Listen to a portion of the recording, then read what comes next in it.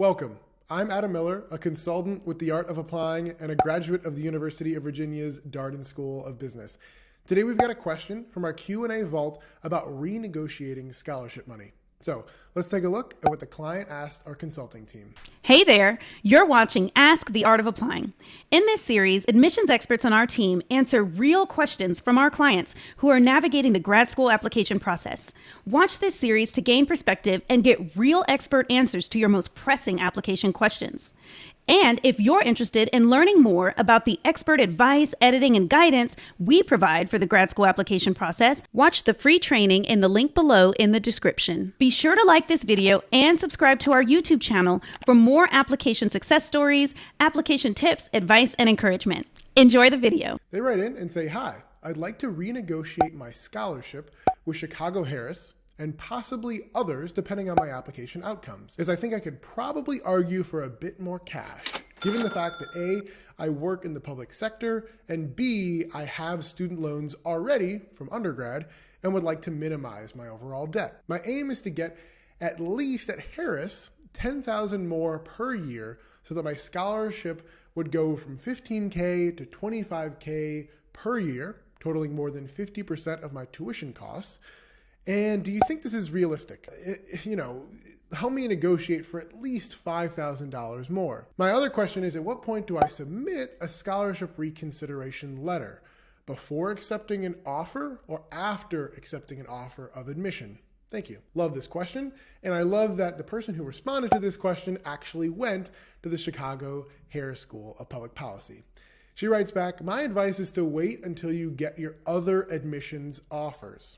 That makes sense to me too. Now you can use some other letters as leverage. Or maybe you'll get one that's even better from a different school.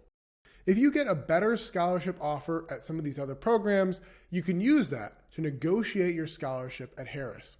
I would also say that you can brainstorm with your consultant at the meantime. That's exactly what we do here, right? I'm an admissions consultant. We've got a team of a couple of dozen of us. And so use that person one-on-one to really figure out your game plan, besides just the Q&A vault here, and to build your argument for more scholarship money overall. A few questions to get the brainstorm started.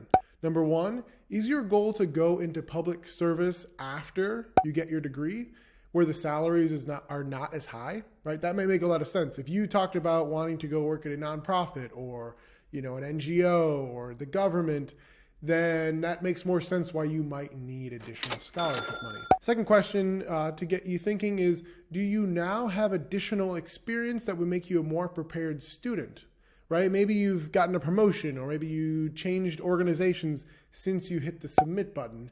And now that you've been admitted, you can talk to a different degree about what has been going on with you professionally, or maybe things personally have been happening. Remember, right, for myself, she writes, Harris had a scholarship reconsideration form that was open sometime in the spring. So they're expecting this to happen. So as far as timing goes, be sure to have your letter ready to go for the opening date of that form. I love that. So the University of Chicago knows that people oftentimes are going to want larger scholarships. They know that because they're not giving everybody a waiver and full rides, that when you see that you've got a scholarship, you might want more. Or if you didn't get any scholarship at all, you might want to get a little bit of something. And that's one of the great things about working with a consultant.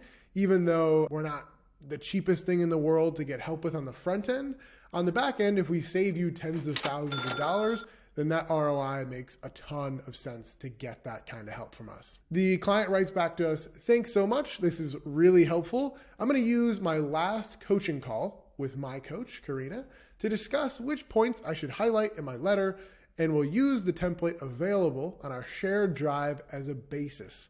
So that's exactly right. We have these resources because this happens every single year. We've got some templates for you to build off. And if there are other resources you think I should look into, let me know. So that is it for right now. Hopefully you found this video informational and a little bit entertaining.